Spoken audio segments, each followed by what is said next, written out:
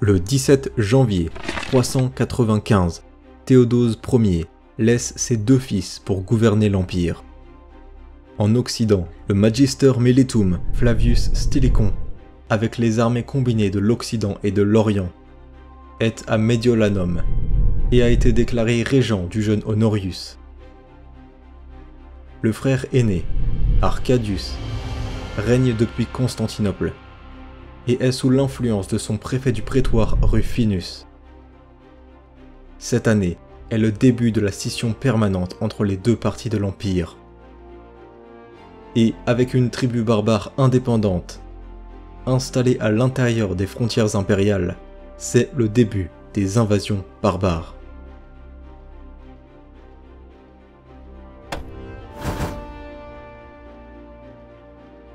Fin avril, Arcadius épouse Eudoxie, fille d'un général important. Rufinus, cependant, reste l'homme le plus puissant à Constantinople. À la mort de Théodose, les Goths d'Alaric recommencent à piller les provinces, cette fois en Grèce. Leur contingent a subi de lourdes pertes pendant la guerre civile. Ils se sentent trahis. Stilicon se met en marche vers l'ouest. Il a avec lui l'armée et le corps de l'empereur décédé. Il prend l'initiative contre les Goths. Simultanément, les Huns lancent 2 raids en Thrace et dans le Caucase. Ces nomades ne sont pas une grande menace, mais leurs attaques continuent de s'intensifier. Alors qu'ils neutralisent Alaric, Stilicon reçoit un ordre de Constantinople. Ayant pénétré dans l'Empire d'Orient sans autorisation et commandant de nombreux soldats orientaux, il est pressé de quitter les Balkans et de renvoyer ses hommes à Constantinople. Les tensions entre les 2 empires sont palpables et les orientaux se méfient des ambitions de Stilicon. Ce dernier accepte pour ne pas envenimer la situation. Le corps de Théodose arrive à Constantinople avec l'armée. Cependant, le commandant de ses troupes, Gainas, tue Rufinus dès qu'il en a l'occasion. Le préfet du prétoire étant mort, un eunuque nommé Eutrope obtient la faveur du jeune empereur, devenant ainsi le nouveau chef de la cour impériale. De retour à l'ouest, Stilicon prend le temps de faire campagne sur le Rhin et de solidifier la frontière. Les Goths d'Alaric se montrent être un facteur décisif dans les relations entre les 2 États. Alors que le roi barbare ravage la Grèce sans arrêt, Stilicon tente à nouveau d'intervenir. Tout cela pour être déclaré ennemi public dans l'Empire d'Orient, pour désobéir directement à la volonté impériale, tandis qu'Alaric reçoit le titre Magister Militum per Illericum. Quoique Stilicon est en tête, il doit quitter la Grèce, car Gildon, un gouverneur en Afrique, fait défection à l'Empire d'Orient. Puisque l'Afrique nourrit Rome avec la plupart des céréales dont elle a besoin, ce problème doit être traité rapidement. Le frère de Gildon, un homme nommé Maskezel, est envoyé pour le tuer, ce qu'il parvient à faire. À Mediolanum, Honorius devient le gendre de Stilicon lorsqu'il épouse sa fille, Maria. Eutrope, quant à lui, remporte une victoire contre les Huns. Ils sont repoussés au-delà des montagnes. Cet homme est nommé consul pour 399. Cependant, étant eunuque, il a du mal à maintenir sa popularité. Le gouvernement fait face à une rébellion de Goths en Phrygie. Gainas, d'abord envoyé pour les réprimer, se rallie à eux, entre dans Constantinople et tue Eutrope. Il ne reste pas longtemps. Les conflits politiques conduisent une faction anti-barbare au pouvoir, et Gainas doit quitter la ville. Il est plus tard vaincu au combat. Fuyant vers la frontière danubienne, il va demander de l'aide en dehors de l'Empire. Sa tête est renvoyée à Constantinople par le roi Hun, Huldin. Pendant ce temps, Eudoxie est proclamée Augusta, et donne naissance à un fils. La succession est assurée, sa légitimité s'en voit renforcée. La situation politique se stabilise lorsqu'Arcadius commence finalement à s'affirmer sur ces sujets. Il le montre, par exemple, lorsqu'il ordonne l'exil du patriarche Jean Chrysostome, qui perturbe l'ordre public, et est en conflit avec l'impératrice et le patriarche Théophile d'Alexandrie. Jean est exilé en Arménie, malgré la popularité de ce dernier parmi les classes inférieures. Honorius est mécontent d'une telle décision, et c'est encore une source de friction entre les deux frères. Constatant qu'il n'a plus rien à gagner des Orientaux, Alaric se dirige vers l'ouest, entrant et pillant le nord de l'Italie. Stilicon, qui est en train de défendre la Rhétie, doit traverser les Alpes à la hâte et arrive juste à temps pour protéger la capitale. Il inflige 2 défaites à son ennemi, forçant ce dernier à battre en retraite. En 405, une grande force d'invasion, dirigée par un autre chef goth nommé Radagès, se précipite vers l'Italie. La menace est énorme pour les Romains.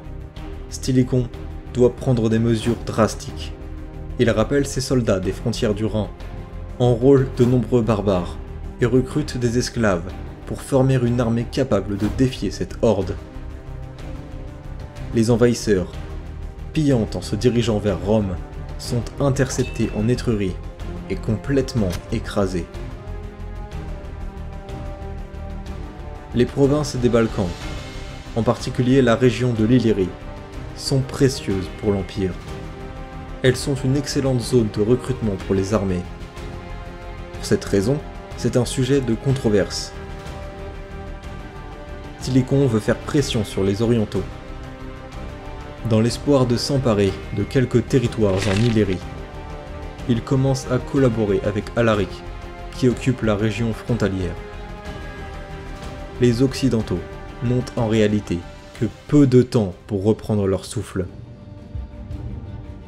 Peu après la défaite de Radagès, le Rhin gèle, et avec très peu de troupes pour le garder, des dizaines à probablement plus de 100 000 Vandales, Suèves et Alains traversent le fleuve sans opposition. En Bretagne, après une brève série d'usurpations, Constantin III se déclare empereur et arrive en Gaule. S'alliant avec certains des barbares, mais rétablissant une relative stabilité sur le Rhin. Avec un tel développement, les Occidentaux abandonnent rapidement leur idée d'une offensive dans les Balkans. Alaric, son accord avec Stilicon rompu, arrive en Aurique et exige une grande quantité d'or pour ne pas attaquer. Ce montant est clairement trop élevé pour Honorius à ce stade. Stilicon va alors consulter le Sénat romain pour négocier. La classe sénatoriale, qui est depuis longtemps détachée des affaires impériales, hésite à fournir l'or demandé. Mais Alaric est une épée de Damoclès, menaçant de s'abattre sur l'Italie. La somme est finalement payée et les Goths sont satisfaits pour l'instant. Pendant cette période, en Orient, un raid de Huns est arrêté par le talentueux préfet du prétoire, Anthemius. Le 1er mai, Arcadius meurt, et donc Honorius et Stilicon sont confrontés à un dilemme. Aller à l'est pour superviser la succession d'Arcadius par Théodose II est tentant. Mais cela signifie laisser l'Italie seule, entourée d'ennemis. L'empereur et son bras droit sont en désaccord sur ce qui doit être fait. Constantin peut facilement s'emparer de la région, tandis qu'Alaric reste une grande menace. Il est décidé qu'Honorius doit rester en Italie. La succession d'Arcadius se passe sans problème, et Théodose étant encore un enfant, son gouvernement est dirigé par Anthemius. Après avoir payé Alaric, ce qui a été une décision particulièrement impopulaire. Le Magister Meletum affronte Constantin sans issue décisive. Quoi qu'il se passe par la suite pour l'Empire d'Occident, Stilicon ne le verra jamais. À la cour d'Honorius, un certain Olympius, profitant de la dispute récente, convainc l'empereur de se débarrasser de son meilleur général, accusant ce dernier de déloyauté. Stilicon ne cherche pas à résister. Il est mis à mort à Ravenne. Sa famille et ses partisans sont purgés. Les familles de Federigo sont également massacrées. Ainsi, ceux qui servent dans l'armée romaine font défection et rejoignent Alaric. La faction d'Olympius est clairement hostile aux Goths. La guerre reprend, et Alaric se ferait un chemin à travers l'Italie, sans véritable armée pour l'arrêter.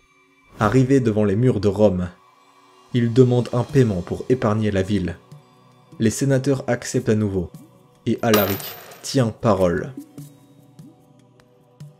Avec trop de problèmes, et trop peu de possibilités, Honorius reconnaît Constantin III comme co-auguste pour satisfaire ses revendications. Après que Olympius soit tombé en disgrâce auprès de l'empereur, Honorius recommence à négocier avec Alaric, mais les demandes sont trop élevées.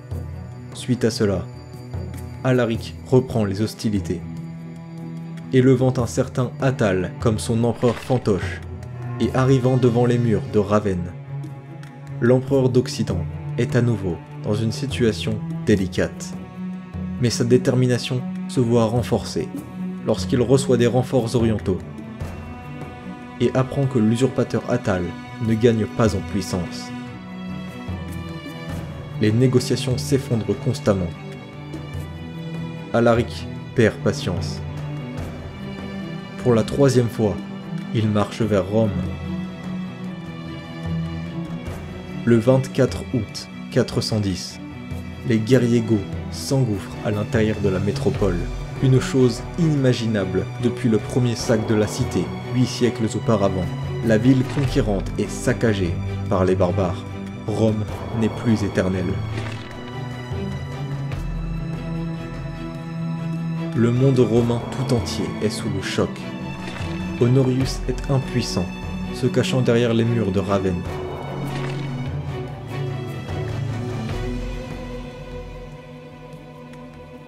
Les Goths prennent en otage la sœur d'Honorius, Galla Placidia, et dévastent désormais le sud de l'Italie.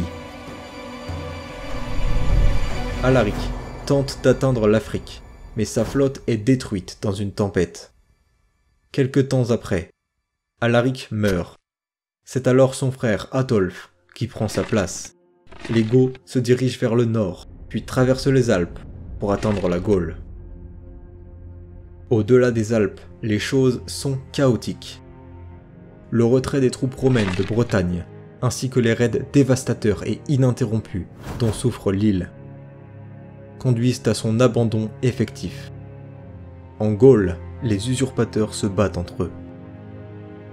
Alors que Constantin affirme sa domination en Gaule et en Hispanie, avec ou contre les tribus barbares, un certain Maximus se soulève contre lui. Le fils de Constantin, Constant, est vaincu et tué. Son père se retrouve assiégé par son ennemi. C'est à ce moment qu'arrive une armée impériale dirigée par le nouveau Magister Meletum, Constance. Les troupes loyalistes prennent le dessus. Maximus s'enfuit et cesse d'être un problème. Constantin, lui, est exécuté. Un autre usurpateur apparaît immédiatement, Jovinus, rassemblant le soutien des barbares, en particulier des Burgondes, et nommant son frère Sébastianus comme co-auguste. Il est alors le successeur de Constantin.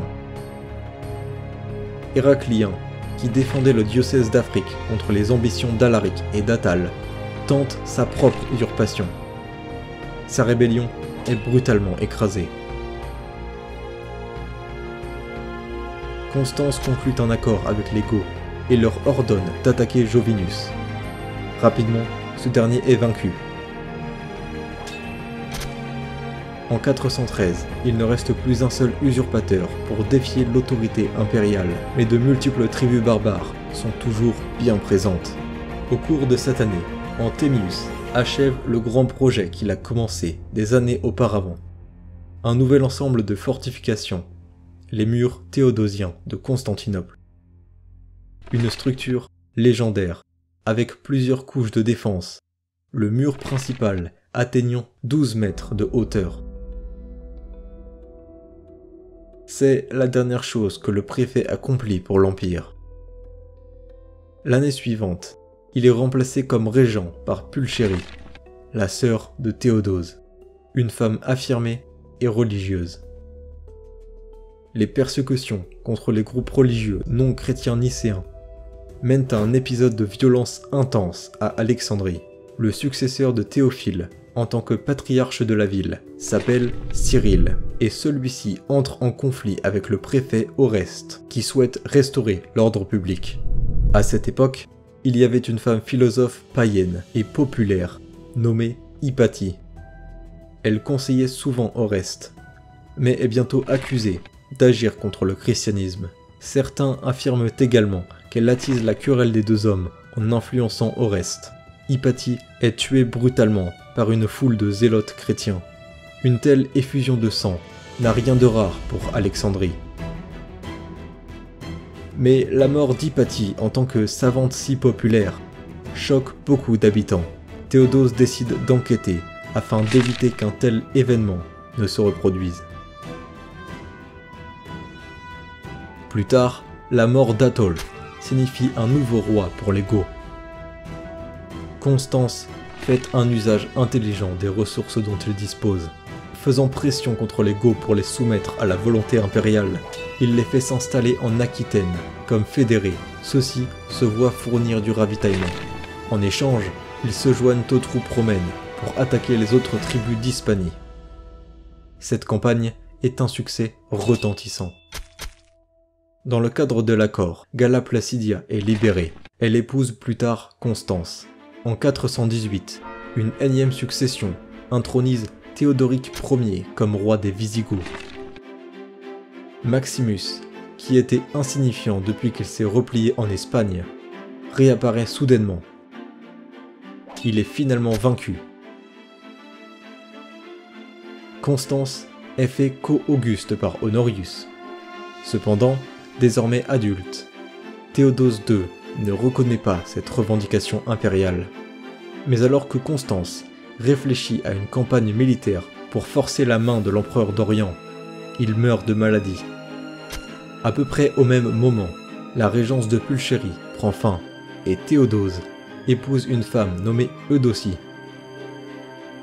Étant païenne et originaire d'Athènes, elle doit se convertir au christianisme pour accéder au rang impérial.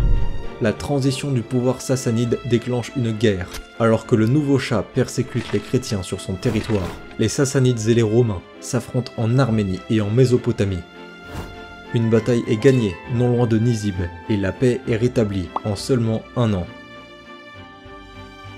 En Hispanie, le général romain Castinus mène ses forces avec les Goths de Théodoric à ses côtés. Cette fois, la coopération gothico-romaine est infructueuse. Les Romains sont vaincus, tandis que les Goths désertent.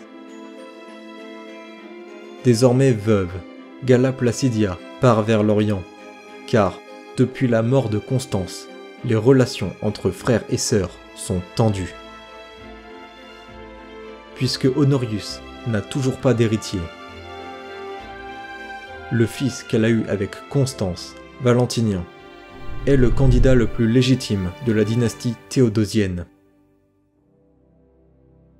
Malgré son règne de près de 3 décennies, Honorius, avec la santé fragile qu'il partage avec son père et son frère, meurt assez jeune, dans sa trentaine. Cette disparition est inattendue et déclenche une crise de succession. Pour avoir régné pendant une période si décisive de l'histoire romaine, Honorius a été confronté à de nombreuses crises. La pénétration de la frontière rhénane par les tribus germaniques, le meurtre de Stylicon, son indécision et le sac de Rome lui valent sa mauvaise réputation. En tant que Théodosien, il régnait à une époque où les jeunes empereurs vivent depuis leur palais, tandis que les représentants du gouvernement et les membres de la famille étaient souvent le véritable pouvoir derrière le trône. La puissance impériale s'évapore de jour en jour. Par-delà le Danube, un grand ennemi est né, celui qui allait transformer les tribus nomades en une immense menace. Attila le Hun.